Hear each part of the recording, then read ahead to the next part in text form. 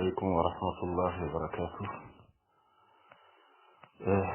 نجينو أمتكو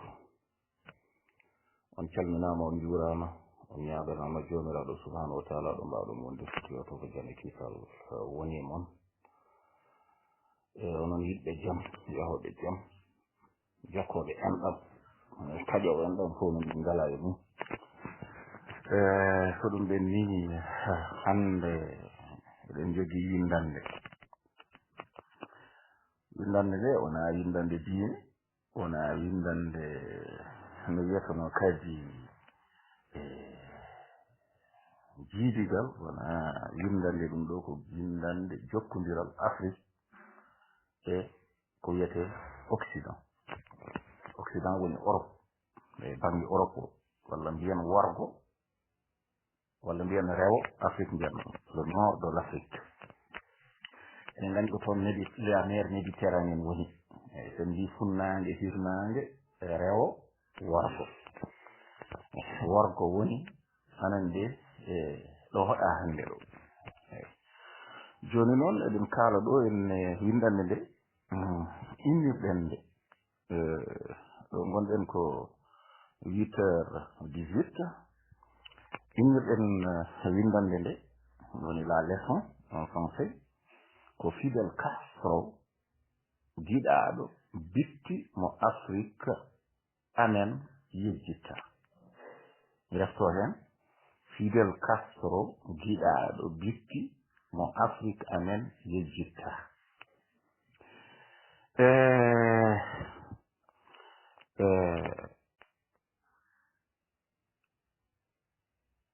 ko fayida baɗɗo hunde wande fayida woni ɗo ɗum woni ko mbatten ɗo foto makko nan ɗon ko adi fof poɗɗen haalde makko ko andude d'abord Fidel Castro wonde yi aduna hol golle makko en mbawa haaldude golle makko par ce que ko ɗum ngurdam duuɓi capanɗe jeenayi duuɓi capanɗe jeenayi wona sara e neɗɗo yiide ne haalda ɗum ene haalda jomum ɗo rewi gila jibina haaɗo yettiɗo eɗen gandi ɗum ɗon wona hunde wende wooda tan ko yijjira hen par ce que won geɗe gonɗe dirnal won geɗe peeñƴe ko gandanɗa hoorema ala ganduɗo ɗum so wona jomiraɗo subhanahu wa taala kono noon ma en kaal jibinande makko ɗo suka jibina ɗo heewi faaka yimɓe kewani haalde haala mum kono jomum woni important firti ko ɗo yimɓe mbatteno haqqille ko ɗon tuggata tuggata faade anande wattan gurdam mum firti ko nde o laani kiba ko ɗon oɗon daƴƴata hen sen ƴetti ɗum hen gayni wooda ɗon kadi yiide kadi ne haala ko liggi anande e nder gurdam makko jambaragal makko cuusal makko reeɗi wona kadi hunde wende ɗon kadi ne waɗi ko wirni ene waɗi ko feeñi kono noon neɗɗo mo gandanɗa hoorema mo yimɓe jiɗi walla mo yimɓe mbatti haqqille heewi jankede mum ko fate geɗe mum ko fate gurdam mum ko nde jomum yalti aduna ko ɗon sunare walla ɗon gandata yiɗɓe eɓe jiɗa yiɗɓe ɓe ma kaale makko ko selli wona haalaluuji ene mbaɗi naafigagal wona haalaluuji ɗi gandanɗa hoorema mbaɗani naafigagal jomum hollistu ha laaɓa eyi ma won vidéo ji ɗi galtinɗen vidéo ji ɗi ma ɗi naf en to banggue no wiyeteno kadi faamde anande jokkodiral makko kanko oɗo gorko biyeteɗo Fidel Castro eyi mo cindodirɗen e giɗaɗo bitti mo Afrique amen yejjita anen ɓe oɗon ko oɗon woni mo kaalaten haala mum hande sen gayni ma en ndendin no wiyetono kadi aujoji ɗi sen ndendini aujoji ɗi mbaɗen ɗum e YouTube tawa yimɓere he ene wawa heɗade so Allah jaɓi inchallah Rakan jokki haalde ko fate o gorko jambaaro mo innirɗen Fidel Castro giɗaaɗo wittimo Afrique amen yejjita mbiyan so tawi en kaali ngurdam makko eɗen kaala hen ma won toɓɓe 12 won toɓɓe hen noon enen yaltini kadi toɓɓe goɗɗe eyi mbiyen kanko Fidel Castro omo jogii inde nde gandanɗa hoorema nde o rokka nde o jibina ɗum wiyete ko ɗum ɗo le nom de naissance eyi nde o jibina nde on inde nde o totta o wiyete noon ko Fidel Alejandro Castro Rouge walla mbiyen Rouge tawi en gowlini ɗemgal fulfulde omo jogii waccore woni ko mbiyeten surnom omo wiye le leader maximo eyi fotata firdude anen nde ɗemgal no wiyeteno kadi kibanaɗo ngal ngannduɗa woni ko hakkunde no wiya kadi espagnol e ɗum ɗo kadi ɗemgal kiba tan mbiyen noon donc mbiyen leader woni gardiɗo timmuɗo eyi ko ɗum fotata wonde o jibina ko ñande 13 août 1926 donc kankoye babol julde en jiɗɗi so tawi en tawi anen ɗe e échelle no wiyeteno kadi annuel woni hitande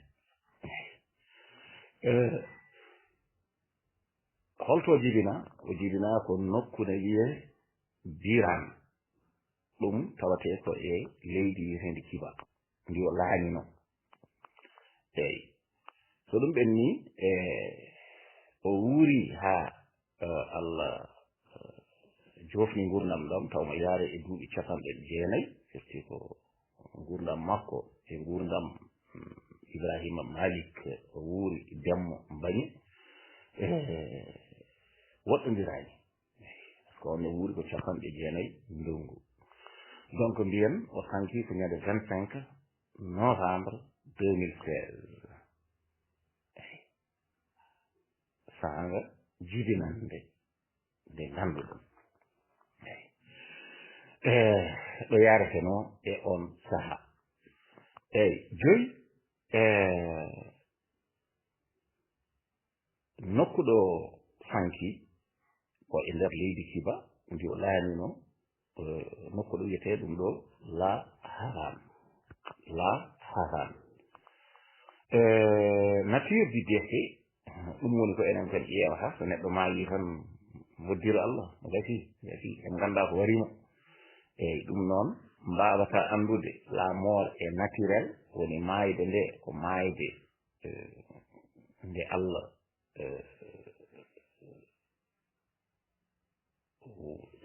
sadobini sen mbi Allah woni sababu o ko hay hunde ala ko wiyete tabore anen nde ndinum ha o maayi eɗen gandi neɗɗo baraɗo eɗen gandi hay hoddiro Allah ngo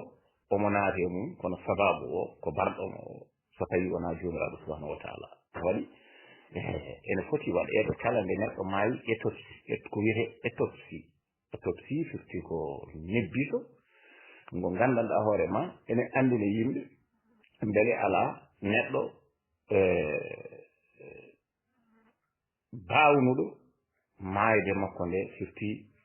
l'individu qui a forcé ɗum ɗo sa mort voilà ɗum ko hunde tawatede e nokkuji men he hewɓe anande ene jaaha taw ko won yimɓe cadogini maayde mumen eyi joni noon ɗum ɗon ko ma iwa sabu so neɗɗo maayi maayde nde ganduɗa hoorema nde yimɓe paamani yimɓe ne poti no wiyeteno kadi ƴeewde ha ganda holko jeeyi sababu maayi eɗen gandi ɓooyani ɗo henne won suka mbaññaajo waraɗo ɓe ƴetti kayitaji ɗi ɓe nayi ɗum no wiyetano kadi haa to no wiyetano kadi ɗum ɗo ko policeji ɗo e Mauritanie jeyno sababu waɗi ɗo dillere mawde ha ɗum ɗoji dilli no wiyetano kadi waɗi ɗo e Mauritanie e finalement ɓe nayi ɗum marocain o holli wonde pourtant ko jaggaɗo ɗo jaggade mo wuuri wonde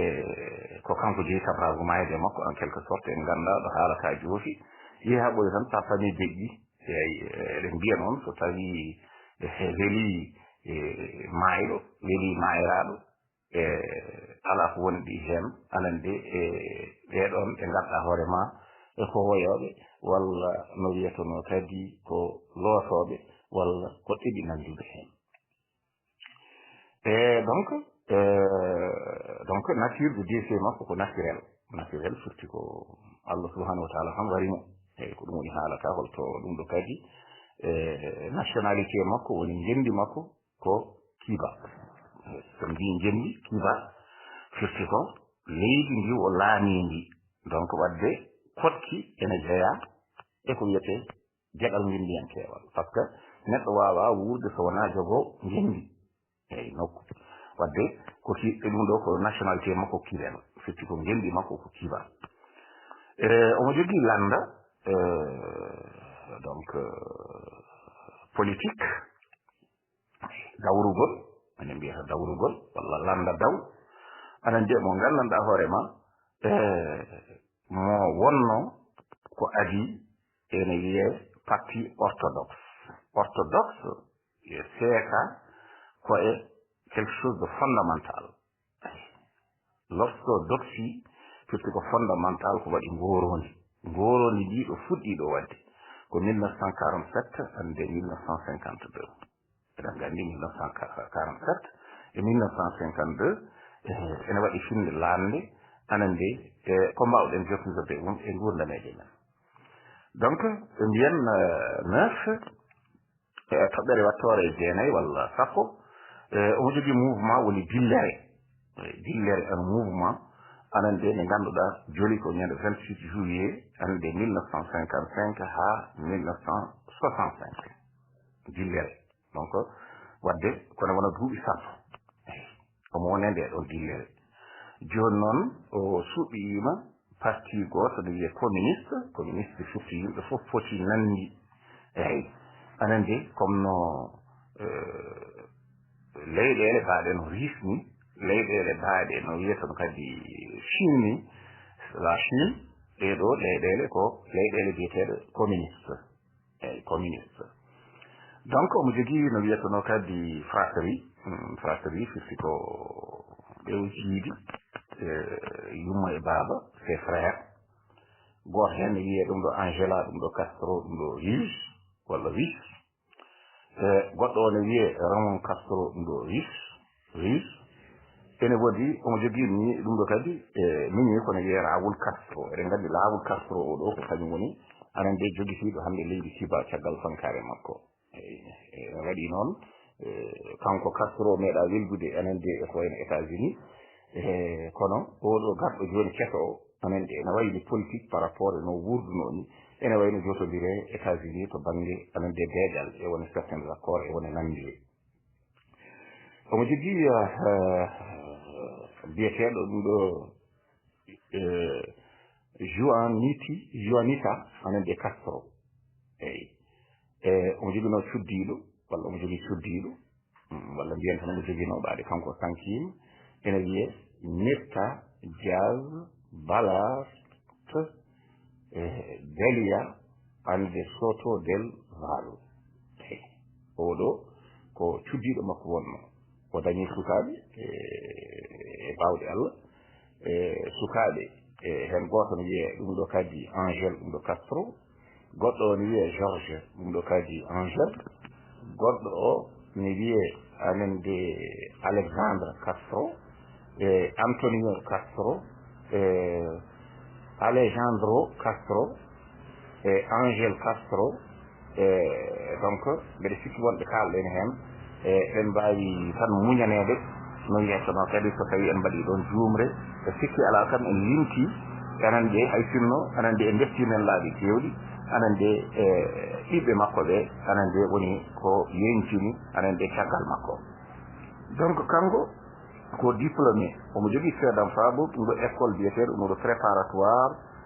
jesuite anande de Belan mo gandanɗa hoorema woni ko nokku biyeteɗo ɗum ɗo La Havane université ɗum ɗo de La Havane ko université ko duɓal jaaɓi hatirde anande to leydi makko ne wiye Havane profession makko holko woni ɗum ɗo kadi gollal makko ko avocat firti ko neɗɗo no wiyeteno kadi baɗowo défendre eyyi firti ko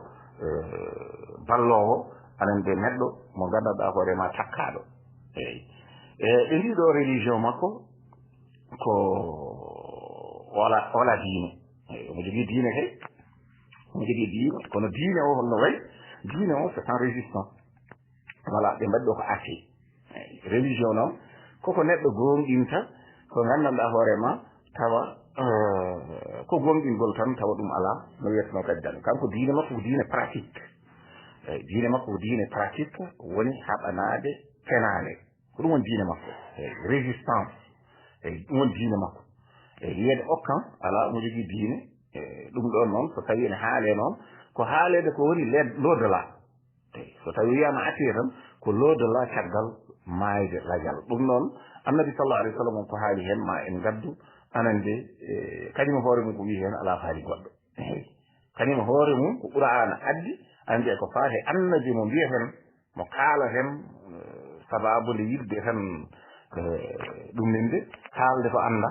anande par ce que ñaawore janggo ko Allah subhanahu wa ta'ala tan jogui ɗum ala ko mbawɗen so wona fidde kono kam wona gandal jogande en ɗum ko ma jehen ha jettuɗen tan ganden ko woni toon ɗum waɗi jella e alifaalu wiide aljanna welinanore anande yanoɓe gartani donc résistance ko ɗum ɗo kadi ko neɗɗo résistance ɗum ɗo La Havane e omo jogui no résidence mbiyan noon résidence woni hoɗorde makko ko wayno palais anande hoɗorde makko kanko laamɗo ɗum ɗo biyetenoɗo ɗum ɗo kadi Fidel Castro anande wiyete ɗum ɗo ko woni kon ɗum ɗo La Havane Havane woni anande capital mo gandanɗa hoorema ko Kiba eɗen ngar assalamu aleykum wa rahmatullahi wa barakatuh ha joni de gonɗen koye bittugol ko faati e no wiyete gorko gandiranoɗo Fidel Castro ayi en duttima kadi e tiitonde yindande men jiyen Fidel Castro giɗaɗo bitti mo Afrique amen yejjitta ɗum noon sen duttima en kaali ɗo haala ma won biiɗo kaari o yotamo julɗo o taw ko chefeur yotamo omo jogui imanagal firtiko yotamo finde makko ne moƴƴi eyi finde kay eɗen gandi kam ɗum kam wona ana yahat toon ko Allah jeeyi eyyi finde kam ko Allah jeeyi eyyi saɗa wela ko Allah jeeyi saɗa metta ko Allah jeeyi wadde ɓaade eɗen jaaɓi qur'ana ko kañum woni ɗum ɗo kadi deftere Allah kañum woni haala anande Allah subhanahu wa ta'ala ɗum kam ɓeɗe sikki julɗo biiɗo ala hen fof ko kefeero ɗum kam sikki ala hen par ce que ma woni ka kefeero walla mbiɗa ko Allah haalata ko wona noon woori so tawi a wi Allah ko haala ko wona noon woori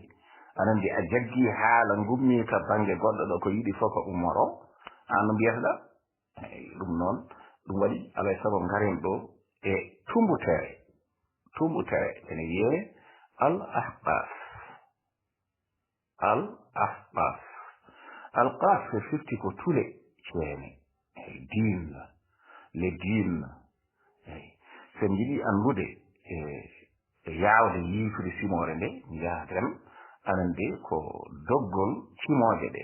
anande simore wattore 46 ande kayre wiyete anande tule ceene eyyi woni al ahqaf ɗum woni facciro mum kam ngo yimɓe ɓe e anduɓe kaali anduɓe noon kaali woni ma yeddi anduɓe walla ngaɗa jedda hen gasi kono min kay ko jaddani ko kalami ko mbeɗa andi wonɗo tubnimi wadde janggen aaye gadana o ha jettoyɗen aaye battowo no wiyeteno kadi jeenayi sen jettima ɗon tan gueɗe ɗe mala tawɗen keñi seeɗa eyyi tawiɗen coñori ɗum seeɗa ngam feññinde ko jiɗɗen wiide ko adi fof simore nde ɓe fuɗɗori ko bisimillahi rahmani rahim donc ɗen gandi ko firata anan de Allah subhanahu wa ta'ala wi ɗon anan de heemimo anan de o jeeya ko e no wiyata kadi bisimillahi rahmani rahim ko tono tawa o wara ko wattan bisimillahi rahmani rahim heemim eyi simore no wiyatano kadi aye battowo ɗiɗaɓo wi tanzilu anan de alkitab min allahi al aziz al hakim eyi tanzil woni ko wiyete la révélation ko ɗum feññinande di livre deftere aɗan de emanan aɗan de d'allah nde gandanɗa hoorema deftere aɗan de immoride en to allah waɗi qur'ana kañum wiya ummori koto allah le puissant woni ɗum ɗo kadi joom kattanɗe le sage woni ñeñƴuɗo ƴeew joni won yimɓe jiɗa yiyede ñeñɓe eyi saabu la sagesse aɗan de ko ñeeñal eyi ñeeñal e dendagal fannu oɗo Fidel Castro ko ñeeño anan de mo gandanɗa hoorema to banggue kattogol ko fate penale min gandu min jiya ɗum yeeso no wiyetano kadi maale wattore tatam nde o wi ma halaqna alsamawati wal ardi wa ma baynaha illa bilhaq min tajirani anan de ɗi asamanuji e ndi leydi e ko woni hakkude anan de asamanuji ɗi e ndiɗo leydi anan de illa bilhaq so wona taw ko e dow gonga wa ajal musamma e fitti ko ko gasata ɗum kam déjà anduɓe puɗɗima les scientifiques on commencé anan de à reconnaître anan de ce réglage anan de mo ganduɗa hoore makko ko jogori arde donc la fin du monde ɗum woni wa ajal musamma lajal fitti ko limite lajal fitti ko limite enen mbiyete ko lajal ande musamma en gandi ɗo arabe ne nanda ɗo e ɗemgal fulaa ajal lajal voilà musamma kadi innangal ko ngal innangal heddoto noon ko holto ngal inna a waɗat feere jaha ƴeewoya aɗa ndi e nder haala Allah mbawa ɗum yisude woni ladina kafaru ɓeɗon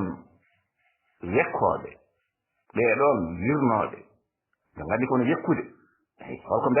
bekkata ko so tawi wullo luugal fii anande e leydi walla e leydi hollalde e leppude anande waɗa ko wiyete wullo no ɗum ɗo kadi haadi en foti gandi ɗum haadi kam ko waɗi ɗum ha tanki joni noon mbaɗa ni beddoɗa hen gabbe ma anande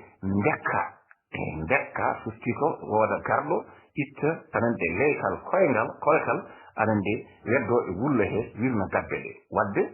no wiyatan kadi wirnude gonga ko ɗum woni sesatagal eyi amma unzira e yedduɓe koɓe unzira firti koɓe anande koɓe no wiyatano kadi ndentina eyi koɓe ndentina mu'ridun anande tawi koɓe rumtiɓe ɗum wayno ɓe meeɗa ɗum yiide ni ɗum firti haala ka ɗum noon sen ngari aya battowo nayaɓo o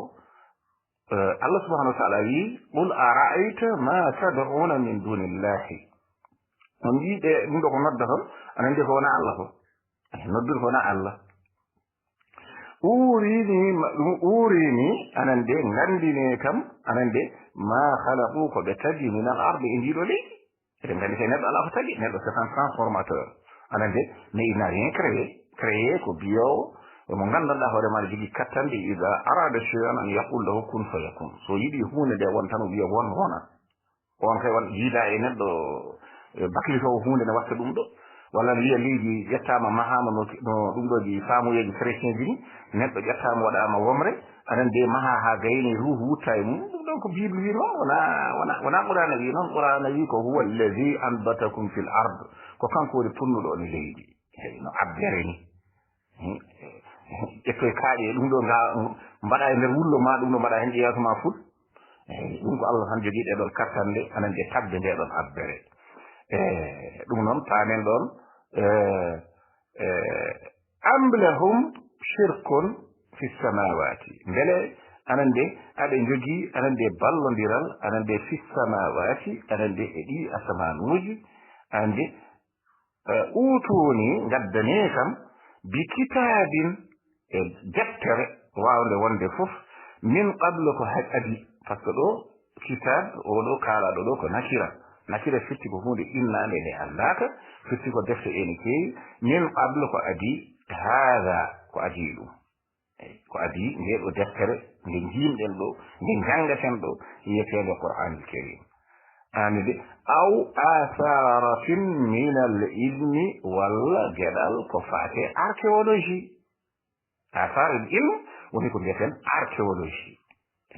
l'archéologie ko ɗum woni ko les scientifique mbiyata l'archéologie woni asar ɗum woni batte gandal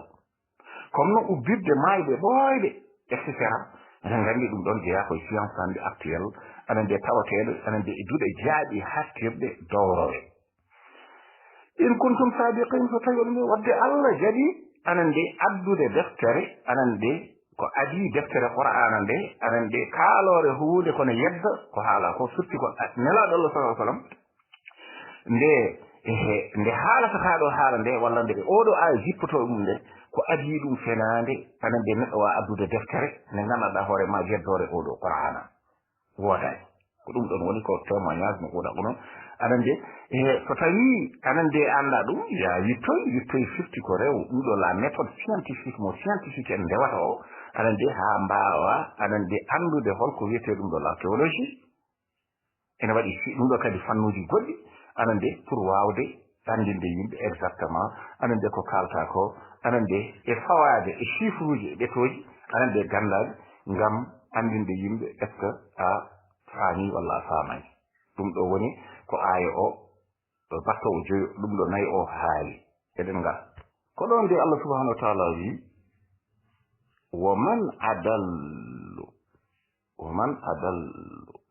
adallu lesiki man adallu e jimɗi en sewi seeɗa mimman yad'u min dunillahi man la yastajibu lahu ila yawm alqiyamati wa huwa ala du'aihim ghafilun allah wi e nde ɗo maande jeeɗere ha joni simore mi mbiyeten ɗum ɗo tule anan nde o wi wonde hol ɓurɗo majjude ɗum ko majjere mimman yad'u oɗon noddowo min dunillahi omo nodda ko wona allah man la yastajibu lahu on mo notata komo ande ila yawmil qiyamati eɗen nganndi kam ɗo haalta ko mayɗe duworade mayɗe eyi so tawino ko ɗum ɗo kay noddude kay neɗɗo gurɗo on kay sa wiiɗo henne fiidiyel bambure walla haabi walla ɗum ɗo a noddi a yehi ha ɓadima ɗum tan koyema yehi tan sokku en walla koye noon a noddi haabi tan haabi nototo woni noddude du'a woni noddude daa woni noddude anande man la yastajibu lahu ande on mo jaabata kom ila yawmul qiyamati fiti ko duworade mayde nodduɗa ko mayde sa noddi mayde mi jogo jabadema an o muddidi wa hum an du'aihim ghafilun so tawi kadi koɓe noddat ɗum ɗon ɗum ɗo ko noddata ko tawi ko ɗum ɗo jabota ko mo wawa jabade mo ghafilun firti ko andani ngela noddi ɗum walla noddani ɗum firti ko mayɗo sa noddi ɗum ma jabom an woni an muddiɗi e ɓo wemre sa noddi mayɗo ne jaboma ya barke kaari e ɗum ɗo kaari ceernajo kaari sa noddi ɗum ma jaboma an huyɓi koɗan hono muddiɗi woppo muddidde eyi ya barke tawi kuman ya barke kaari an muddiɗi woppo muddidde voilà noddu allah ƴeɗa ko ya noddu allah sa noddimo jaabotoɗomo gurɗo mo mayata o mbiɗono qul huwa allahu ahad allahu samad lam yalid wa lam yulad wa lam yakun lahu kufuwan ahad ko oɗo kay noddata huwa alhayyu la yamutu mo gandanɗa hoorema ko gurɗo mo mayata ko oɗo kay noddata jaaboma kono sa noddi mayɗo mo gandanɗa hoore ma gueɗe mum koko gati anan ɗe timmi firti ko tacci lajal ngal ɗo oɗo aduna mo gonɗa ana woni aɗo aɗa nodda ɗum an huwi woppu wiyande voilà yimɓe ne majjinma tan aɗa naata e dundu voilà wattu ɗon haqqille no feewi mbasa muddidde eyi e sen ngari ay batto jeega bo ida hussira annas so tawi yimɓe ɓe ndendinama wala ko ake ɗo rendineɗo fitgo caggal may fitti ko biyo ngumme ngummoɗon anande kañum ko haala tan ngumme tan ngummoɗon o anande so tawi yimɓe ɓe ndendinama woni hussiratu nnas woni yimɓe ɓe fof ndendinama kanu lahum a'da'u ay ɓeeɗo ɓe noddanno ɗon gontata ko anƴe mon wa kanu bi ibadatikum ay noddude ko ibada ko dewal ibada woni dewal ay ibadurrahman ɓe mbi ko ibadurrahman anande bi ibadatikum anande kafiruna anande ɓe jedda ko nduwaton ɗon ɓe ko ɗum ko ay jeegoɓo wima je lis ça en français pour que les gens qui comprennent le français, c'est la traduction du verset. Et le Coran, on ne peut pas avoir quelque chose de plus. Oui, quand les gens seront rassemblés, rassemblés pour le jugement. Donc,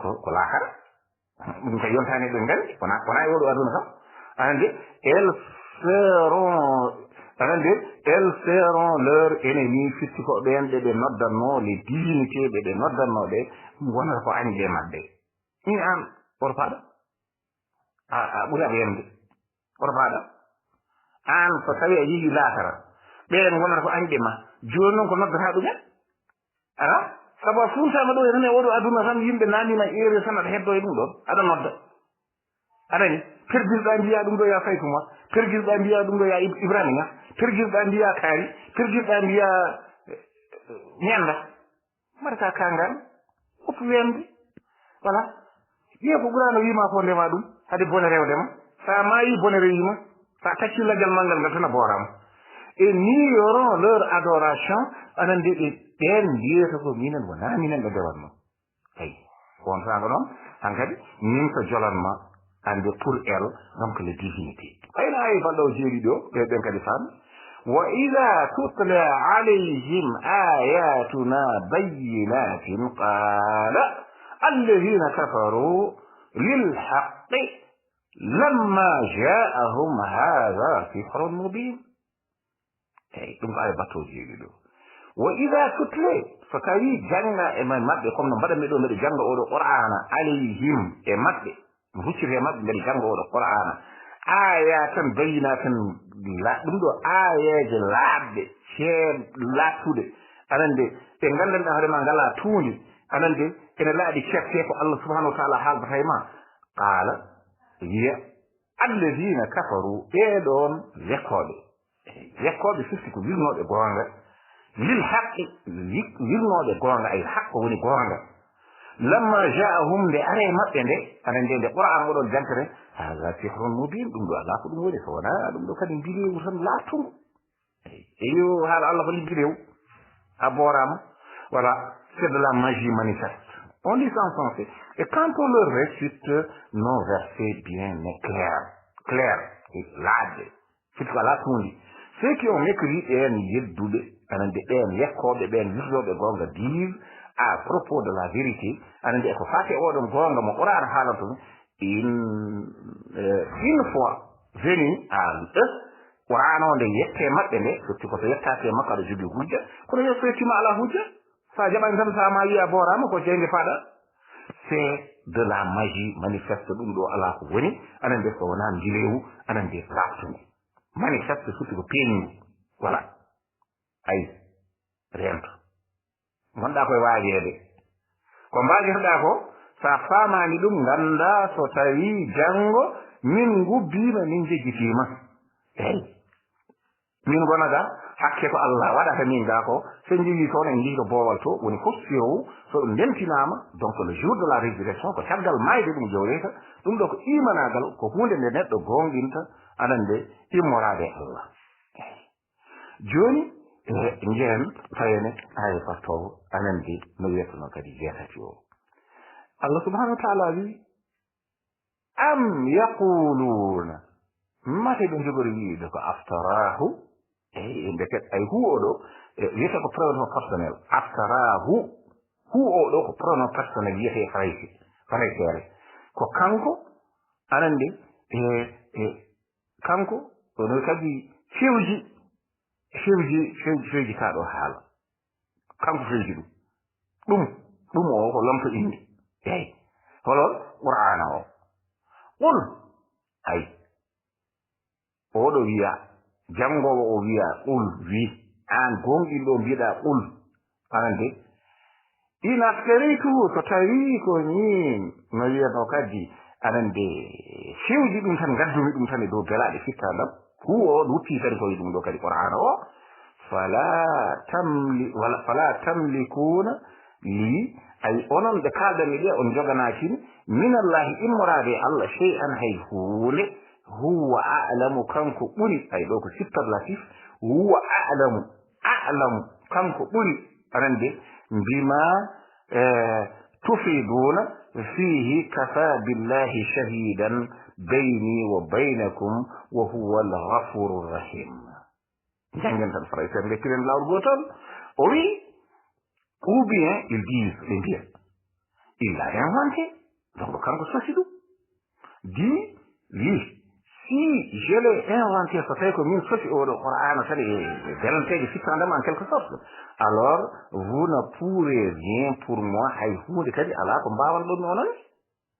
donc e ko fate la punition woni lefte allah so tawi mi yettinani on gonnowo anande ala ko mbawan ɗum hen haydara wadde mi haala noon tan so jiɗi jaɓon so jiɗi calɗon et il sait parfaitement ce que vous propagez kanko jomiraɗo subhanahu wa taala kala ko ɗum ɗo kadi ko mbañɗon propagé kala ko carɗon firti kono wayno haala sarde senade sarde gueɗe ɗum ɗo e dendagal ko mbawɗon sarde anande oɗon kuccina han kadi aduna he oɗon gonna ɗum donc en calomnie ko faate ɗum ɗo kadi no waɗi kadi ɗum ɗo kadi ñoore anande contre le Coran oɗon kaala e qur'ana caggal anande yimɓe ɓe kulɗon ɓe ɗon kaala no senade o mbiyeɗa ɗum ko kanko tan feeji ɗum kamɓe tan feeji ɗum yi tan ko hayɗa en joni noon haalan min holto yitti jiɗɗa yiɗmi siko bible eyi bible kay ha ɓurana kay jantini en kono bible wayi jantini en kono defte goddiɗe kono kay ɓurana kay ala ko nandi eyi nandi tan ko hoore mum par ce que aɗa andi bindi ɗi jiida ɗi to bindi eyi mana noon ne wawi wonde toon taw manaji ɗi ko gotum kono wi ko toon itta ala ɗum wodno allah kadi anan de mo ganduɗa hoore ma guurɗo mo maayi ha o tawtoronoɗo nde bible o ari nde tawtoronoɗo ɗum ɗo kadi nelaɗo ɗo toon jippinta oɗo qur'ana joni noon oɗon anan de kañum haalanma oɗo qur'ana nde haalanma oɗo qur'ana mbiya wonde ɗum ɗo aɗa yedda sa yeddi bone rewima allah est suffisant ay allah ene yondini comme témoin kañum tan hoore mum wona kono ceerno yimɓe wodɓe anande omo yondini ɗum ɗo seedan faagu anande immorade makko kanko tan anande e ɗum woni anande allah est suffisant comme témoin entre moi woni min kaalanowo on oɗo qur'ana e vous onon ɓe kaalantuno oɗon heeyiɓe ɗum ɗo woni haala ka et c'est lui le pardonneur kanko woni anande pardonneur woni jaafotoɗo le miséricordieux kanko woni kadi jurmotoɗo eɗen gara aya battowo jeenayyi mo jinnoɗen yettade o aya battowo jeenayyi mo jinnoɗen yettade o ko on bastintortoɗen ko on woni mo kaalaten ɗo Fidel Castro o anande en gandadamo beele ko malaɗo beele ko malfitaɗo walla ɗum ɗo hay hunde en ganda e makko par ce que ne wawi tomo jogui finde nde anande wonko battini anande e golle makko ɗe woppi oɗo aduna en ganda wadde ɗo paaɗen saka kanko sabu ɗum hol dalil men ɓe mbiya kadi Malik woni koye e professeur Malik de joni watti haalde ɗum ɗo des trucs comme ça no ɓe mbanno anande pour yidde anande majjinde gonga eyi gonga mo haalani o eyi ɗum woni jeenayyi kono noon ɗo ɓe deƴƴi kunuɗe maɓɓe ɗe koko muɓɓi ɓe ndumti haalde par ce que won duuɗe nan ɗon anantaɗe aɗen nder hen hay goto maɓɓe ayi tan jii te kamɓe mbanno maalde maɓɓe anande yimidde haɓade te ɗum ɗon allah kañum ko kañum deenowo o noon so tawi a wi aɗa haɓa e makko ya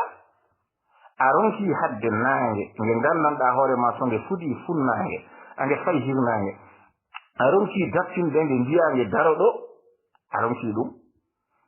a ronki haddenge kadi fuɗoyde kadi a ronki haddenge mudde a ronki haddenge fuɗoyde a ronki haddenge mudde ni tan ha anen de gurdam ma ko do tawdaani ko do bamma tawi ko do jahan jam tawi gila aduna fuddi faade hande arunki dattinde de do nange wona bamma wona yumma wona tarantane wona jahan yaare ha yettoyi adam hay goto hen ronki dattinde de do nange dum do ko dogata ko ndudo lewru ko dum do ko ndu feynata dum do kadi kala saha ko arande de do ko de fondo do arunki andude hen wadde hen ko fotna gabbel zara amayi a ñoli yimbe ngubboyin dum do fof arunki famde anande o do qur'ana ko hala ko ko woni e ko jangtoto ko noy ladde anande e wiide ciaro sa mayi a gonɗirani mo feere ma boni voilà ko ɗum tan mbawmi yiidema ɗum waɗi Allah subhanahu wa ta'ala ene senna yimɓe haaloɓe nelaɗo Allah sallallahu alaihi wasallam ko haalani par ce que nelaɗo wawa haalde ko lundi qur'an kala ko haala wiyama o yiɗi ummoro e aduna he ɓa tan ummi koye tagore haala koye nelaɗo Allah sallallahu alaihi wasallam wi tawi aɗum fekke qur'ana o feni ko min wi o feni voilà ɗum woni Allah subhanahu wa ta'ala wi qul haaldate ko joom deftere nde eyi noddirowo nde ɗo deftere ko on haaldate eyi par ce que deftere nde umi ko ɗo ataman hay goto jeyani hono Allah joni noon kala kaalawode ko kañum tan haaldate kañum tan jannginowo qur'an fof kan jeeya mo jannginaani goɗɗo jannginowo qur'an haala gonga wona aɗa ƴettoye tafsiraji goɗɗi aɗa haala fenade eyi ƴeew ko Allah wi ko aɗa nde mbasa certude e haala Allah ka ko oɗo haaldate wona aɗa fenana yimɓe tan aɗa addoye tan ɗum ɗoji la tradition ce qu'on appelle aadaji aɗa nde firda e ɗum ɗoji haala Allah aadaji haala Allah aadaji ne mbawi firde ɗum haala Allah ko Allah tan firana Allah mum ko ɗum waɗi o addi aayeje kewɗe aɗa nde hen aayeji ɗum ɗo yimɓe ɓe ne mbiya ko c'est de répétition ala ko neɗɗo no e muddidde ni omo raftanuma ha mbawa donc waɗi ko des classe voilà classe ɓe firti ko ɗum ɗo pelle ko tolnoji voilà fadde dow fedde less wonɓe université wonɓe ɗum ɗo kadi seppe ñebdoyi voilà donc faam ko haalte ko ɗum waɗi Allah subhanahu wa ta'ala wi jannginowo oɗo qur'ana taw wona tenowo taw wona ƴettowo gueɗe goɗɗo mo wiyam facciriro ɗum qur'ana ko oɗo haaldata oui je ne suis pas une innovation parmi les messagers min de mi wona anande sosngo innovation woni sosngo eyi innovation min mi wona baylo eyi mi wona baylo nelaɗo wima wona baylo anande parmi les messagers eyi firti ko wona anande sosowo anande gadano anande gadano wona kanko adi sosde anande firti innovation anande e nder ɗum ɗo nelaɗe wona kanko fuɗɗi haalde kaɗo haala firti ko defte gadiɗe ñiiɗi jippade enande annabaɓe ɓennude tewo wi en defte gadiɗe ɗe anande so tawi wona baylaɗe hande ene ngari hande oɗo mbaadi hande gonani ndi anande e gabte gadiɗe ɗe fof mbi ko haɗi fof gonga firti ko luddani ɗum ɗo annabaɓe adiɓe moɓɓe moɓe yimɓe adiɓe mo ɓe fof kalanno koko haalata ko ndi ha ɓooyi noon banniji ngari caggal makko tawo yeehi e gandi hankadi jenanama ko kanko woni le dernier message kanko woni ɗum ɗo nelaɗo battano ala nelaɗo garo caggal makko ɓe mbi wonde nelaɓe ne gara caggal makko ɓe mbi Isa ma aroy caggal makko Isa ma aroy caggal makko ɗum wona ɗum ɗo tan sunniyankoɓe ɓe kaldan noon mbino ñamani ɓe anan ɓe ene jaɓi ɗum anani mbi tan ñamani wona kamɓe fof noon ko wiiɓe ne ñamani ɓe wiiɓe ne jiddani ɓe oɗon mbawi riddude oɗon gandamo kaldatono ko kaldatono ko Allah koye ndenka Allah woni wona e ndenka mon woni fulani on ko furna gabbel zarra holko jahatan oɗon ndeyani oɗon mbiya wonde hemi deƴƴi mi deƴƴani mi deƴƴa gonga mi deƴƴani o deƴƴani voilà oui je ne suis pas une innovation parmi les messagers ayni mi wona anande sosngo mi wona sosngo adango innovation ko huunde ko adi fotede anande taw ko min fuɗɗi ɗum kala wona min won annabaɓe adanɓe mbaɗi ko mbannomi ko anande min ala ko garmi so wona tabitinde koɓe gonno e dow mum ko eyi joni noon mi laɓɓinana on ko wodno adan ko somi yeehi kay omo ƴetti kay omo gaddana yimɓe diineji goɗɗi caggal makko caggal am oɗon bonna diine mon oɗon naati kadi dundu oɗon makaño e kooti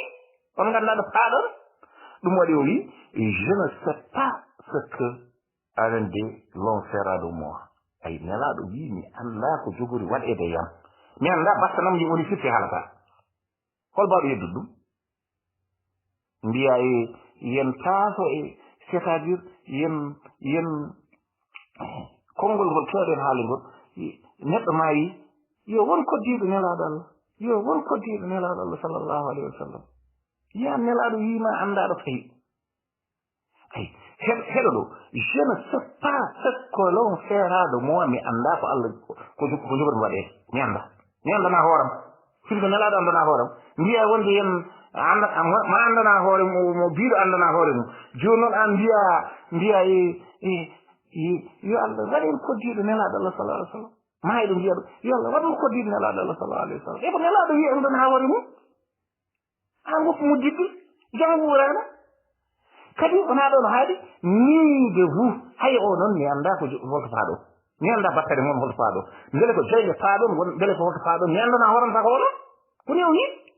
mi angi nan ɗon ay o nan ɗon min doppisma arabo haalaɗo je ne sais pas ala ko mbaɗanmi min nelaaɗo ni noon nelaaɗo kalɗo mon je ne sais que suivre ala ko ndimi suivre woni rewindade anan de comme no rewindade télé neɗɗo ni comme no rewindade ɗum ɗo kadi gandal neɗɗo ni comme no rewindade no wiyatono kadi ceerno mum ko haalata ni rewindade anan de yitto mum anan de o wi wo je ne sais que suivre ce qui m'est révélé ko Allah feññinanimi ko tan ko ɗum ɗon tan woni ko nderindimi firti ko Allah feññinanimi ko hen nderindimi firti révélation koko Allah feññinta anan de feññinantani e gurdamam he ko ɗum ɗon nderindimi eyi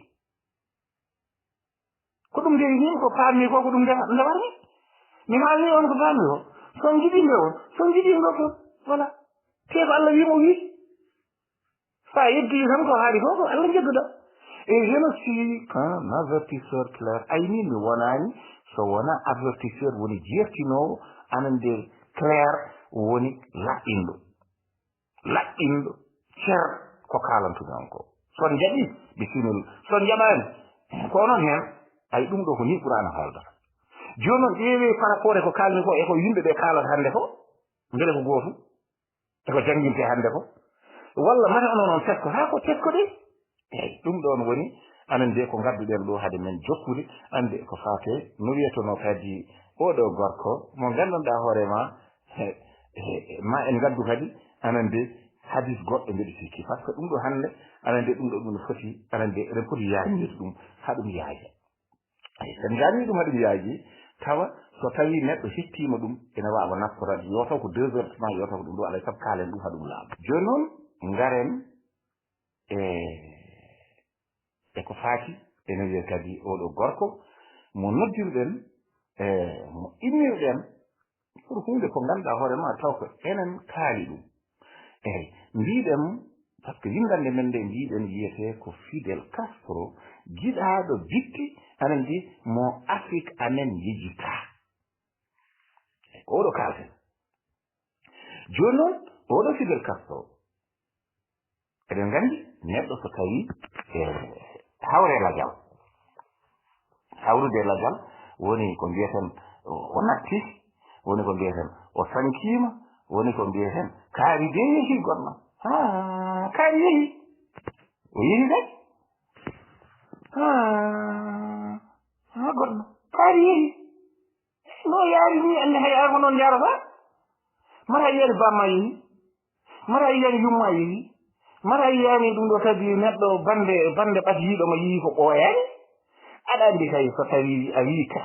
kaari yehi anne kay no ɗum ɗo ka jaho ɗum kay sikki ala hen anne kay ka jaho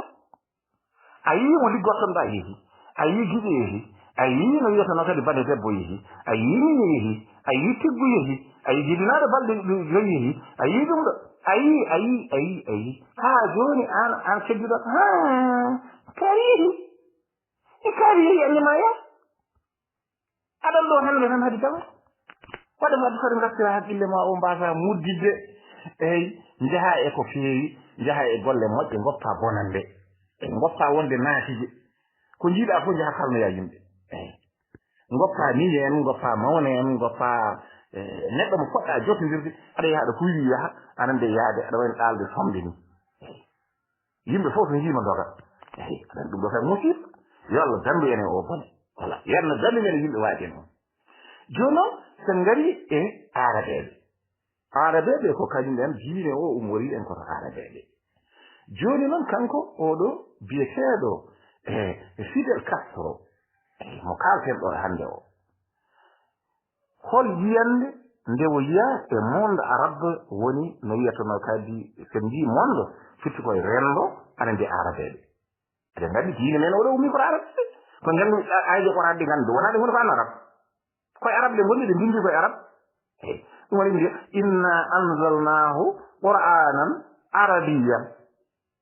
holko Allah yi la'allakum taqilun en kaalin ɗum voilà kono way kono ɓe kalta ha ɓe le Allah koko sukki noppi ɗi walla naatira nduɗo yaltira nduya an aɗa waaje ko mbajirɗa ko wattu hen haqqi ɗi ƴeewa ko nafat ma mbaɗa gila boora eyyi ɗum noon mbiyen kiba woni leydi kiba no mbiyata leydi Sénégal leydi Mauritanie leydi Mali leydi Guinée leydi Guinée Conakry leydi Sierra Leone et cetera leyɗele ɗo ay pecce enen de aduna o eyyi walla pecce jirdiide aduna ɗe fof ko jendi eyyi wonko ɓe ndendi par exemple Mauritanie wonko yimɓe ndendi ko yimɓe ndendi ko alay sako mbatta hen haqqille nden to ɗum mbaasa anande yiide ne goto fof tooña goɗɗo on eyyi ko ndenduɗen ko goto fof hokke haqqe mum anande goto fof anande oto mbiyen eɗen pecca koye men sen pecci koye men en jaata ala fof ɗo jaata sabu ɗum gandirta ɗen jaata ko so leydi men yanama anande tawata han kadi ma woto yiide min nanguino ɗo min komin gona murtannaɓe donc sa renaki min jogoto ɗon ko fellodirde koye mon taw gañano en eyyi ɗum noon wadde ƴeewe ko nafata on anande ko nafata ɗum ɗo leyɗele moon mbaɗon ɗum gañe o so ari taw ɓerde moon ɗo ene ndendi mbason lurdude nden jogoto ɗon doole sowona ɗum tawi kono hangaɗe voilà oto kanɗine koye moon ɗum noon mbiyan Fidel Castro oɗo Fidel Castro ko kanko woni kalɗen goo inne nde waɗi Fidel firti ko neɗɗo mo ganduɗa hoorema joɓowo dininna eyyi Castro en ganda ko woni kono Fidel kam enen ganda inne Fidel nde wonko firti eyyi joni noon wiidi monde arabe ay oɗo Qur'ana mo ganduɗa hoorema o jippi koye ɗemgal arabe ƴeewen holno arabeɓe jiiri ɗum sankare makko mbiɗen neɗɗo mawɗo anande haala mum heewi haalirba caggal mum eyyi no wuuri nde hay goto haalta so mayiren kaari maayi kaari yiɗi o yeehi kay o yeehi kono holto yeehi aɗa jiinama ko mbiya o yeehi maronaba an ɓootanamo ɗon ha ɓanndu ndu focco maronama an ɓuftimo mbiya o yeehi holko yeehe makko hey kaari yeehi voilà ƴeewi ko yeehe makko anande koko wiyete no wiyeteno kadi wonkiki eggi yeehi lawol mum ti wonta attuɗo ne yowmal qiyamati ɓanndu noon so tawi wonki attani fisti ko ɓanndu ndu hankadi wawa ñamde wawa yarde ede wayno koɗo ƴetta ƴettu longere ma tan neɗɗon ɗaani tan mbaɗa longere nder hunde mum ƴeewa sa rena tan wukki tan eyyi hay ko yinno so rena ko wukki tan par ce que ɗoygol ngol fortere nde ɓuranimo aɗa nde ñamdu ndu eyyi ɗon woni koye dolde o yilto ko dolde eɗen nganndi fulɓe mbi wonde ɓuurtaɗo woƴƴa ko dolde eyyi so neɗɗo ɓuurama woƴƴa ko dolde eyyi ɗum noon ko ɗum waɗi ƴeewen holno monde arabe no yiirimo monde arabe woni leyɗon arabe yo yimɓe arabeɓe e ene waɗi monde africain en gartade monde africain ji ƴeewe no yiiruɓe gaddatde monde arabe o ko wiyoɓe enande Qur'ana o nela koye arabeere ko an letti arabo wiyete en kaali no wiyeteno kadi e darsuji men ɓenni men bedduɗo darso ɗum ɗo wonande yiɗɓe heɗade keɗo holko kalɗen e ko fate anande yiyoɓe ene ɓurɗa ɗeɗo ɗemde e ɗeɗo ɗemde fof Allah tagi ko tagore Allah subhanahu wa taala kanko jangguiɗo ɗum neɗɗan eyyi kala mo haalani ɗum woni koye wirnudema e majjinma eyyi mbiyan mordi Fidel Castro sankare makko ko ɗo gandata yimɓe ko mbaɗata témoigné firti ko ceedoto e neɗɗo te en mbi so tawi neɗɗo maayi malaikaji ene ngara ene ketto neɗɗo o anande yimɓe ɓe holko kalta e makko mbele ko bonante kalta e makko walla ko moƴƴere kalta e makko hadis mo no woodi so jiiɗi tan jiiloyɗen gaddu yen nandiɗo fof jiiloyɗen hadis o gadden jogi men omo woodi ɗum kala seernaɓe jannginoɓe ne nganndi kaɗo haala ko kalani ko noon woori neɗɗo noon mo janngani noon firti ko human kumiɗo e bindi anande diine mo annda ko diine haalata anande mo nganndanɗa ko reedu mum tan yo heew tan ko ɗum tan waƴa ko yo ma huɓere tan yo dan debbo joɗɗo yo yaa tan ne fena ene haala ko wodanani ɗum ko oɗo o kam o tampinani ndini ɓeɗe hutimo anande e ɗum ɗo jikku makko mo woni dow mum eyyi ɗum waɗi mbiyan adieu oɗo joni binduɗo adam yi adieu ko témoin adieu au dictateur ko gumonɗo arab de voilà arabe mbini men gandoy anande to africain ji to anande holno jaɓɓori holno beltori ɗum ɗo kadi mawniniri anande maayde makko leydi algérie ene jaa heen so tawi en garoyi heen ma en jii anande leydi algérie ko haali heen eyi algérie eɗen nganndi anande indépendance mum anande ko caggal 1960 mbiɗa sikkide somi hijjitani ma en ngaro heen eyyi joni no wi par ce que france salino tan ko woppude ɗum ɗo algérie eyi yii tan woppata algérie comme no ñande ni ɓe mbi tan ɓe jaltata niger tan ɓe jaltani tan ɓe jalta niger on sort pas en mbiye koye leydi mon gonɗo te o noon so mbelaɓe jalti noon neɗɗo france a sikki ɗum ko gonga an sa yi aɗa waɗa politique international aɗa woni cukalel tugasel a haalta gonga a yahata ko moƴƴi aɗande so wona wiide tan mi waɗi soutenir kaari mi waɗi soutenir kaari je suis avec ça des choses pareilles soutenir ma ko nafata minen kay allah waɗa min soutenir ɓuuren min ko mbatta min soutenir ko par ce que soutenir ma o ɗum ɗo haydara fittani ɗum waɗi o wi nostalgique d'une période révolue nostalgique fitti ko suno anande d'une période révolue anande yo kaɗo haala kam wara période révolue ko ɗum ɗo kadi firti histoire makko ɓenni terminé le monde arabe pleure la disparition du Fidel Castro anande leñol arabeɓe ene goya anande e sankare anande Fidel Castro yeɗo de l'Algérie immorade Algérie à la Syrie faade Syrie ay ko leyɗele arabeɓe de Bachar ɗum ɗo al Assad eɗen ganni komo arabeɓe mbino ne jitta anande Haris ari walli ɗum so wonani ɗum hande tawata ko yeehi e to Syrie to Syrie woni ko wiyete Cham eyi wiyata noon Cham hanki eɗen gandi Cham kañum woni baabiraɗo ɓaleɗe donc ganden ɗum o wi les déclarations ande sen ganda Cham woni bandiraɗo ɗum ɗo babiraɗo ɓaleɗe Syrie eɗen mbawi addoyde ko bible haali hen o wi Bachar al-Assad les déclarations saluant le grand homme se bousculent donc Bachar al-Assad wi les déclarations saluant le grand homme woni komdi walla seedam faabuji anande saluant anande saluer firti ko calminoji le grand homme woni gorko ɗum ɗo kadi mawɗo anande se bouscule nana jaha ene mbuɓɓodira ayi no yaajuje majuji so ari no buɓɓodira ngal wayata ni eyi ndew maayi nde anande ɗum ɗo joni ko ɗum ɗo woni ko haala ɗo lego courrier international eko fate courrier international woni courrier ji firti ko ɗum ɗo kadi yimɓe weddoɓe e whatsapp ɓe ne beddo e ɗum ɗo no wiyatno kadi mbadda lettre uji président ji mbaɗa déclaration e radio ji télévision aji ɗum woni courrier international rewata koye réseau ene jogui laawol ɗo rewata aɗande ha yetto e yimɓe heɗotoɓe ɓe holo nde ɗum waɗi ko le 29 novembre 2016 à 15 heures no wiyatano kadi 1 minute hol ko woni 29 novembre ko ñalawma ɗiɗaɓo panande ndewo sanki ñalawma ɗiɗaɓo ndewo no ñalawma gadano ɗiɗaɓo ndewo sanki o sanki ko le 28 no le wona ɗiɗaɓo kayni juumi o sanki ko le 26 anande novembre 2016 anande kaɗo haala ko jogoɗen janngude ta ka ari anande courrier o yetti waɗa poste anande eko kalten ɗo ko 29 novembre kanko sanki no wiyetano kadi ko 26 novembre donc ɗo courrier international o wone saraɓe ne waɗa caru joni noon en ƴeewa arabeɓe ɓe holko kaali eko fati e makko ɗo so tawi seedima e neɗɗo so tawi mbiye kam kon juulɓe eɗen nganndi kam arabeɓe fof gona juulɓe ɗum kam ne waɗi yahude en ne waɗi chrétien ji ne waɗi fof aɓe mbayno kooce eyi koɓe tariɓe tan eyi joni noon so tawi anande ɓeeɗo ƴetten tan juulɓe ɓe eyi les pays arabes sen gayni men ƴeewni les pays arabes anande e julɓe ɓe no poti e dans les pays arabes arabe ɓe no pote nder anande yimɓere nde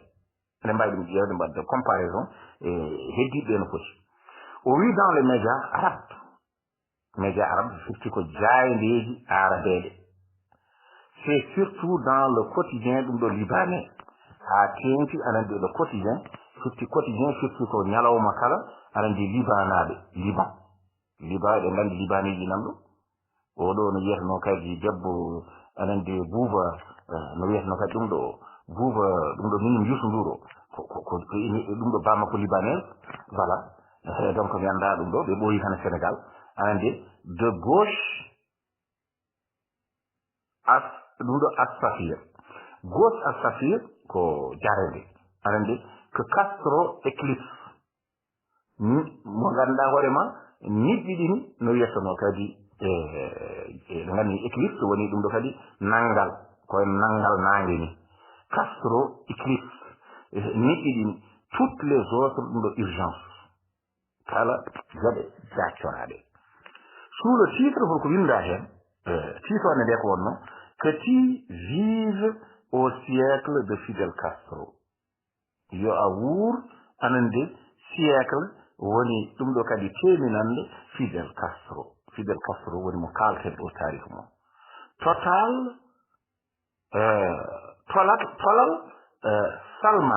tolal Salman ne wawi taw ko on yimɗi ɗum ɗon kañum woni le directeur de la publication ko kañum woni peññinɗo no wiyatono kadi oɗo publication écrit o windi kanko directeur o wiyete ko tolal anande Salman o windi o wi notre génération yonta men a grandi mawni avec son épopée anande e gurdam makko en quelque sorte kanko Fidel Castro nous voguons entre Nasser au Caire en no wiyatano kadi jinima anande hakkunde Nasser woni Jamal Abdel Nasser anande e Castro ala Havane kañum donc en jinima e firti ko en lumbima anande hakkunde no wiyatano kadi Gamal Abdel Nasser to Caire anande e Castro ala Havane Castro woni Fidel Castro anande mo ganduɗa hoorema laamorgo mum wiyete ko la Havane en passant par Kuruma sen dirtima ndewenɗo Kuruma ɗo eɗen gandi Kuruma kadi ko neɗɗo mo ganduɗa hoorema ko daraninoɗo anande e Afrique sa yi idima ɗum ɗoji babmal tan ma nan yimamo Kuruma Ibrahima Sarr kadi anande mo ganduɗa hoorema jeyato e men koye cuɓaloji he jeeya ene yimamo anande o ganama seɗo ɗe yimre Ibrahima Sarr mon nande wiyeɗon Kuruma Gana ɗum ɗon ko Gana eɗen gandi Kuruma kañum kadi won golle mawɗe anande ɗe waɗi anande e nder Afrique Sékou Touré en Guinée ndewen ɗo Sékou Touré ɗo Seydi Touré eɗen gandi ko oɗo hawjinno o ƴetti indépendance makko 1958 Sénégal Mauritanie Mali mbi paden ha 1960 kanko wi dogor komi ƴettawo ɗum ɗo kadi liberté kam jimagam eyi leydam ɓe mbaɗimo embargo kono noon ala ko gasi o wuuri ko wuranno anande tawi kadi komi wurdam mbimago Nehru a nendo eɗen gandi kadi won lamɗo goɗɗo ne wiya Nehru anande wonno ko endo e Tito e nokku biyeteɗo Tito l'inventeur anande de la Yougoslavie oɗon casɗo ana de nokku biyeteɗo Yougoslavie no rêve woni no wiyeteno kadi ɗum ɗo cifti amen anande e le lendemain des meilleurs anande cifti amen ɗum ɗo kadi yontaji garoji anande meilleur ɓurɗi ɗum ɗo kadi moƴƴude était au bout de nos doigts wonno ko e amen de yeeso juuɗe men nos doigts c'est pour yeeso juuɗe men nous voyons presque à l'œil eɗen jiya e yitere ni yitere ñeere taw fittiden joɗaati longorde surgir anande ne fuccito un nouveau monde anande no wiyatono kadi nouveau monde woni anande ngurdam kesam ande pour l'homme chassé oɗo gorko mo ganduɗa hoore ma diwaɗo di paradis occidental anande e no wiyatono kadi paradis woni ɗum ɗo kadi aljanna occidental woni européen anande humilié anande ene hoyna dans son identité e ko faati e son identifié firti ko ngendiyan ɗum ɗo kadi ngendi mum identité firti ko anande kettini ko foti hettinireede e sa couleur de peau sababu nde anande no wiyetata sa couleur de peau woni couleur de peau koko mbiyeten no wiyeteno kadi googu ɓanndu eyi googu ɓanndu eɗen nganndi kodi googu ɓanndu googu ɓanndu ne ari e qur'ana anande mbatten hen haqqille no feewi eyi men ngaddu hen aayo o en settani par ce que en ndelinimomo mbe sikki en jiɗa yaltu ɗum ɗo ko liban ɗum waɗi ƴeewen à lire aussi anande vie de Russie anande Russie naaɓe holko jii ande ko fate Castro Russie Castro mo kalten ɗo le titan firti ko camionneje mawɗe firti ko neɗɗo mawɗo mo Allah mawnini way kono wiide malayka titan eyi camion ngaji ne waɗi camion ngaji mawɗi dondotoɗi numéro ne mbiye titan eyi ne waɗi engin ji mawɗi biyeteɗi titan ko hunde ko mawni sifato koko mawni ɗum waɗi o waɗi ɗum entre guillemets hakkude laañi au charme ravageur mo gandanɗa hoorema charme woni yidde ande ravageur ko wirti fof anande wama nawara eyi un autre article du quotidien article woni no wiyeteno kadi jayne anande nde wiye quotidien n'hésite pas jaccani anande a noté e windude Castro était lui un bon dictateur et Castro wonno ko dictateur moƴƴo o ɓeydinandetaɗo haala wonno ko ɗum ɗo kadi ko manna wonno ko manna laamu manna bongu no moƴƴu laamu manna moƴƴu eyi ko noon ɗum kaldaten jafa hen eɗen nganndi koni baalel manna eyi Castro wonno ko laamu manna moƴƴu alors que les autres sont de l'odeur extrême ay heddiɓe ɓe kañum en mbayi kono ɗum ɗo kadi jiibani les deux fitti ko coofdam anande kattuɗi ɗum ɗo kadi coofdam eyi ɓen ko noon mbayi puis lyrique encore anande et sous le titre en espagnol aɓe jogii no wiyata kadi tiitonde hasta la victoria siempre en mbawa wawde espagnol kono janngoɓe espagnol ɓe so janngima ko ceerto ma raw mi hijju tan eyi l'intellectuel anande Moustapha al-Labbat biyeteɗo Moustapha al-Labbat ande s'adresse au défunt kadim kadi haaldi kadi e maayɗo o o haaldimo jabota komo o fonno haaldude makko mo gila mo ɓuuri je ne suis pas un libéral mi wona neɗɗo bellitiiɗo libéral woni neɗɗo bellitiiɗo pour nier e yeddude mon amour anande gillam pour toi faade e ma hossa liego ande compagniera eyi mi annda ko firti compagnon kam compagniera woni wawi wadde compagnon eyi compagnon woni anande jaabiɗo même l'anamovible président ngodi parlement libanais neɗɗo mo ganduɗa hoorema président libanajo o Nabih Berri o wiyete ko Nabih Berri devenu un des hommes les plus riches ɗum ɗo du monde gonɗo neɗɗo ɓurɗo aldude e ɗum ɗo e monde o aduna o verse une larme anande sintini gongol dans ce jour e oɗo ñalawma de tristesse ɗum ɗo kadi e jurum anande e colère e mette e place ɗum ɗo le leader kiɓen o nangi ɗum ɗo kadi gardiɗo kiba ɗum ɗo cankiɗo woni hoɗo Fidel Castro parmi les géants anande jeyaɗo e ɓurɓe mawnude géant firti ko neɗɗo njool anande wiyete ko géant de l'histoire e ko fate datolu dans une liste qui inclut aussi e nder ɗum ɗo kadi doggol cuballo haalanta ko woni doggol fodde doggol anande ɗum woni doggol woni doggol pente so mbiɗi ndiyen doggol pente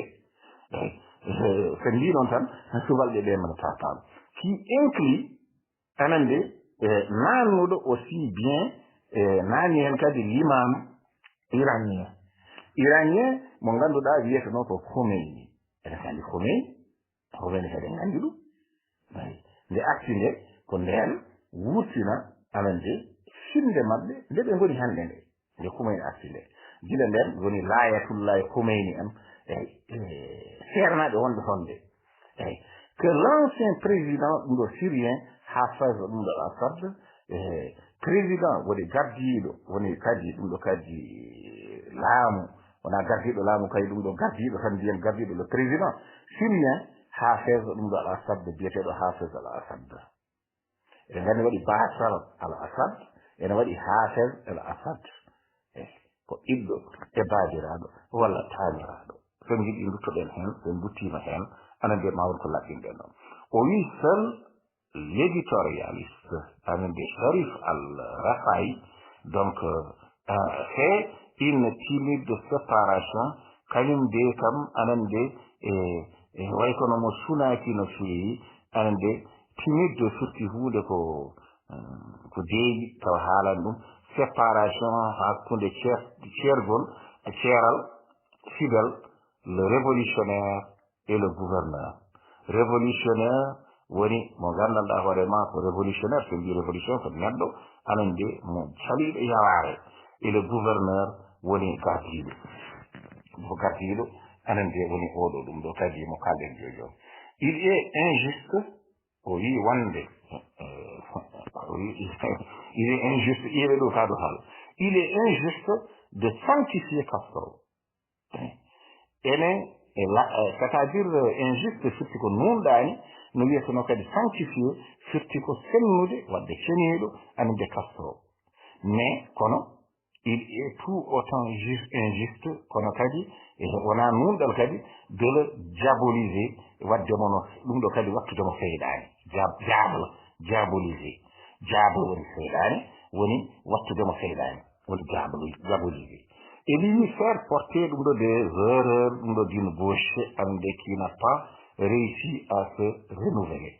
ƴetten anande horreur woni bonande anande d'une gauche anande nano ande qui n'a pas réussi ngo ganduɗa dañani anande se renouveler e firti ko no wiyatano kadi waylade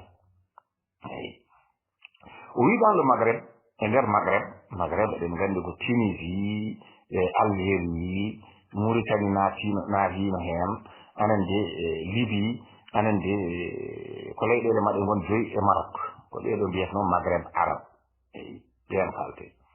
c'est l'Algérie ko Algérie keɗoɗeɗo c'est l'Algérie de la guerre anticoloniale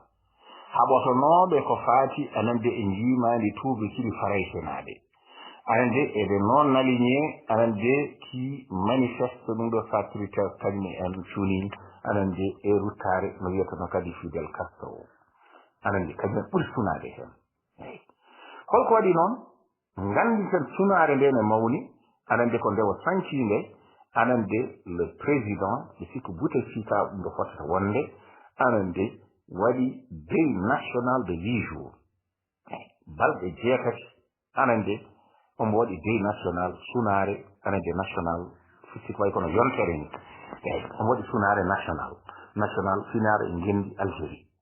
sababude darnde anande nde ɗum ɗo kadi nde oɗo Fidel Castro walliɓe haɓe mbawi liberade enande wellitade anande e faytenaɓe jinnoɓe ɓe mbiɓe keɓata ɗum ɗo kadi indépendance mabɓe wellitare mabɓe anande national ɗum ne laaɓi voilà donc en jii Algérie kañum e reconnaissant en jii kadi Algérie nde faytenaɓe mbi jaltani Niger nde anani caggal kudata ɓennuɗo ɗo nde Alassane Ouattara Macky Sall en heddiɓe ɓe mbi ne jaha ne jarayeyde ɗum ɗo so yaltani kokki ɗum kadi délai firti ko lajal so diwiɗo ene komin ɗum ɗo eɗen gandi ɗo ɗum watti ndi France yehi wi ko mamin jalto eyyi entre les Algériens anande hakkude ɗum ɗo Algérie naɓe e Castro hakkude Algérie naɓe Castro c'est une vieille histoire d'amour ayi ko gilli ɓooyɗi ngoni ɗon sulin anande Algérie focus jayde ne wi Algérie focus haali ka ɗon haala une histoire qui remonte au début de 1960 gila indépendance 1960 gila nden anande Fidel Castro anande ene walla Algérie anande ngam s'émanciper et se libérer ɗum ɗo de la France anande calinoɗe yaltude e nokkum par des intérêts anande personnels avec des dates phares kadi ɗum ɗon ne waɗi anande no wiyata kadi date woni joljole woni joljolol ko wiide 27 juin 1961 kaari jibina ko ɗum walla ɗum joli ko ndel ɗum ɗo ɗum woni joljole phare firti ko gonduɗe anande e ɗum ɗo kadi e niitanɗe woni lampaji ɗum woni le 27 juin 1961 ɗum ɗo ko juste après l'indépendance quand Cuba fut le seul pays kañum tan woni anande leydi gootiri occidental e leyɗele Europe a reconnaître e ɗum ɗo kadi reconnaître firti ko ɗum ɗo kadi jaɓde anande le gouvernement provisoire ɗum ɗo de la république de algérienne woni GPRA gouvernement ponnoɗo wonde anande pour la première fois ko Cuba tan adi ɗum wadde reconnaître adi ɗum gonɗinde ɗum noon sen mbi Cuba mbinen ko Fidel Castro par ce que kanko laami noon gila nden hawo sanki depuis la révolution et oui le 20 octobre 1962 nde yi kadi ha woni 20 octobre 1960 lorsque le président ɗum ɗo algérien Ahmed Ben Bella donc wonno ɗon ko Ahmed Ben Bella wadde en gandi ɗum ɗo wadde binnol ngol laati ɗum fi accueilli à la Havane kanko hoore makko jaɓɓa nokku ɗum ɗo kadi à la Havane woni laamorgo anande leydi Cuba taw ko Fidel Castro anande eno wiyatano kadi ɗum ni no wiyatano kadi jaɓɓimo eɗen beddo oɗo ojo garten joni garen kadi e journal goɗɗo ne wiye Al Watan donc de son côté Al Watan revient dans le long article sur l'amitié révolutionnaire Al Watan anande huttima kadi eko fate l'amitié woni ɗum kadi civilagal révolutionnaire tawi ko civilagal no wiyatano kadi hay wellitade anande hande kiili les deux pays ko gandanɗa hoorema ko jotodirno leyɗele ɗiɗi woni leydi Algérie ndi anande e leydi no wiyatano kadi Cuba de Castro oui Castro n'a eu de cesse d'exprimer son soutien indéfectible à Algérie en lutte pour son indépendance oui ɗum ɗo Castro jako ɗon e n'a eu de cesse meeɗa dartinde ko foti no gabbel zarra d'exprimer fitti ko feññinde son soutien ballal mum indéfectible ballal ngel gandanɗa hoorema anande hay goto anande ronki ittude ɗum ɗon à l'Algérie woni leydi biyeteɗo Algérie ndi en lutte tawi ne woni anande e haare pour son indépendance wellitare mum e farayse par l'envoi d'armes omo ƴettanno ɗum ɗo des armes woni kaɗirɗe anande et des munitions woni ɗum ɗo kadi bombuji anande et par la prise en charge ɗum ɗo de blessé kala kadi neɗɗo mo sellani walla gaañiɗo kanko ƴettanno ɗum de la LN ALN ko ɗum ɗo kadi ko ɗum ɗo kadi ko mouvement o pour se faire soigner au Kiba o ƴetta ɗum o adda avionnage o nawa ɗumen jaha safrelu Kiba gaañeɗe fof o nawa ɗum Kiba o safrelu ɗum et de rappeler et siftinde que le président Bouteflika anande wonde Bouteflika kadi ko président algérien s'est rendu 2 fois yehi laabi ɗiɗi à la Havane laabi ɗiɗi à Havane en visite officielle tawi kadi tawi anande no wiyatono kadi ndennu lawɗinago en 2020 o yehi toon ko 2020 eɗen ngadi ɓoyani fof et 2009 le quotidien note enfin que Fidel Castro portrait o haali portrait Fidel Castro portrait woni no wiyateno kadi ñeemtinde natal mbaadi neɗɗo wiyete ko portrait eyi survêtement de l'équipe nationale survêtement woni ɗum ɗo kadi équipe nationale ɗum ɗo kadi Algérie anande survêtement woni e dow no wiyeteno kadi eɗen nganndi Sénégal ma won ko winda hen wiyede lion en walla koye noon ɗum wiyete wonde ɗum ɗo survêtement à l'occasion ɗum ɗo di gala ande organisé en son honneur et on tanga ɗum ɗo waɗanano ɗum ɗo ko son honneur firti koye teddungal Fidel Castro c'est 90 ans duuɓi makko anande 90 célébré ɗi gandanɗa hoorema mawninaɗi le 14 août dernier et no wiyeteno kadi 14 août dernier firti ko en 2023 anande 14 août 2023 ɓe mbaɗi ɗum ɗon pour mawnide Fidel Castro caggal sankare voilà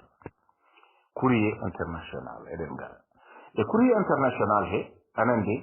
sur le même sujet e ko fate ɗum ɗo kadi on sujet woni ɗum ɗo kadi ndeɗon tiitonde photo ene ari hen photo vie de la Russie Castro le titan au charme ɗum ɗo ravageur et vie de ɗum ɗo photo vie de Canada mort de Fidel Castro l'hommage du Justin Trudeau un des trop complaisant voilà et photo Castro non Kiba n'est qu'un désastre ay ɓeɗo naati jeɗɗe mbi wonde Kiba ko désastre sabu o wondane moon e dow penale moon ay Kiba éloge ironique de Fidel Castro voilà et contenu sponsorisé par le ɗum ɗo etc siki ɗum ɗo ne foti yaltude hen eɗen ƴeewa so tawi haala kani jokki etc fate makko ko jokki hen ko yante makko ɗum ɗo etc kalen ko yalti hen mbasen yettade ɗon mbeɗe sikki ko ɗo woni ɗo ɗum ɗo ɗum haaɗi par ce que ko janggaten ko anande ko article uji goɗɗi ɗi jiida e ko gonɗen ɗo mais ko ɗum ɗo wonno ko eɗen kaala e ko fate Fidel Castro mo gandanɗa hoorema en kaali dow anande linnande nde gandanɗa hoorema ndi kokkuɗen anande tiitonde mbiɗen Fidel Castro giɗaɗo bitti mo Afrique amen yejjitta